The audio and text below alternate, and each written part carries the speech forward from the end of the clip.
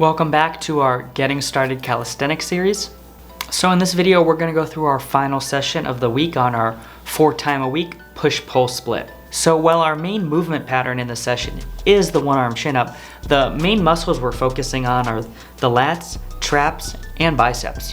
And like I've said in previous videos, be sure to check out episodes 1 through 3 if you've missed those.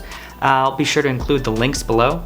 Alright, so we're kicking things off with the mixed grip one-arm chin-up. We're going to be doing 1 rep on each side every minute for 10 minutes.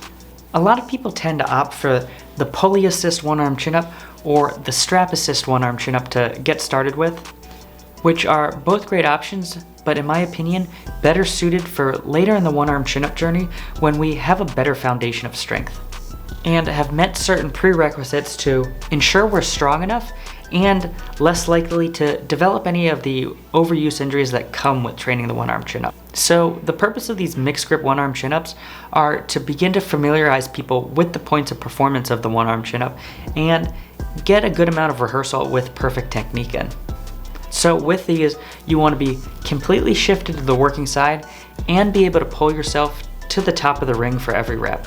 And just like our lever work on day 2, which was programmed as more of skill work, the same can be said here with the mixed grip one-arm chin-up.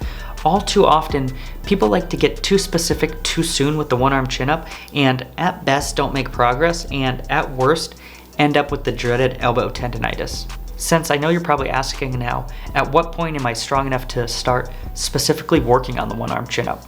A good guideline is being able to handle additional weight at 50% of your body weight for 3 to 5 reps of chest to bar chin-ups. This ensures your biceps and scapula are strong enough and you've developed enough connective tissue integrity at your elbows. While I know this might sound crazy to most people, keep in mind, we're expecting to pull our entire body weight on one arm with the one-arm chin-up. This is also a nice segue into our next movement, which I'm going to consider our primary movement for the day, and that's going to be 4 sets by 6 to 8 reps of chest to bar chin-ups. We ideally want to be able to pull our chest to the bar on these, but if we're coming up a little short, it's nothing to be worried about. The main thing we want to avoid is the hips shooting out in front of us and almost a kipping motion to provide assistance in the second half of the movement. And if we have the forearm mobility for it, I typically prefer a slightly narrower grip as we're going to get better carryover in the one-arm chin-up since it's going to be a little more bicep specific. If you find this narrower hand placement or supinated in general uncomfortable on the forearms, there's nothing wrong with taking a neutral hand placement for this exercise. Up next, we're going to move on to 3 sets by 10 reps of these chest supported arc rows. What makes these rows different than your traditional rows is the arc pattern I'm going to have you take is going to end up hitting more of the lats at the top of the movement as opposed to your upper back. We're going to be supersetting these rows with 3 sets by 8 reps of staggered RDLs. And just as a reminder, our main goal is calisthenics, specifically the one-arm chin-up, handstand push-up, lever, and planche. And inevitably what happens is people end up spreading themselves too thin or have too many conflicting goals that don't align with each other. And we're strategically choosing lower body variations that are still stressing our body but not taking away from our actual goals. That's why I went with the staggered RDL. And like with any single leg variation, it's a great way to balance out asymmetries from side to side since we all have a dominant side. We're going to round out the session with a superset specific to the one-arm chin-up. We're going to be doing one-arm SCAP retraction and ring bicep curls. So we know from research, regardless if it's the chin-up, pull-up, or ring chin-up, there's going to be a general pattern of sequential activation occurring. All 3 of these movements are going to be initiated by the lower traps and finished by the biceps. So what better way to train that lower trap activation than specific to the one-arm chin-up while getting additional grip work in? We're going to be doing one-arm SCAP retractions at 3 sets by 3 to 5 reps while being sure to pause at the top of every rep. A good way to know if you're doing these correctly is at the bottom of every rep, your non-working shoulder is going to be lower than your working side. Then, as you pull yourself to the top, you'll notice the non-working side now is in line with the working side.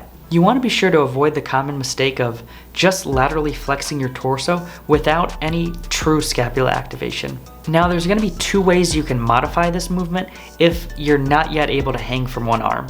You can lightly support yourself by either holding onto the base of the pull-up bar or using some sort of strap for support. Now option 2 is going to be not even focusing on each side individually and just training that scapular depression pattern in order to get that lower trap work in. So we're just going to perform the movement as a bilateral exercise. After that, we're going to be supersetting it with a bicep curl, since we already know we need the biceps in the second half of the chin up to complete the movement.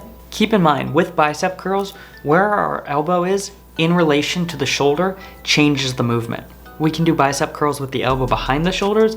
An example of this would be incline dumbbell curls or pelican curls. We can do bicep curls with the elbow in line with the shoulder. So think your traditional dumbbell curls. And we can do bicep curls with the elbow in front of the shoulder. So think preacher curl or ring bicep curl. Since the second half of the chin up, where our biceps are going to be most involved, also results in the elbow being in front of the shoulder, this is why I've opted for a ring bicep curl version. Now keep in mind, it's good to cycle through all 3 of these positions every few weeks just to not develop any sort of overuse injury. That's going to be a wrap for this workout. The final video is going to discuss putting it all together, so be sure to be on the lookout for that. Be sure to hit that thumbs up if you liked the video. Be sure to subscribe if you haven't, and I'll see you guys next week.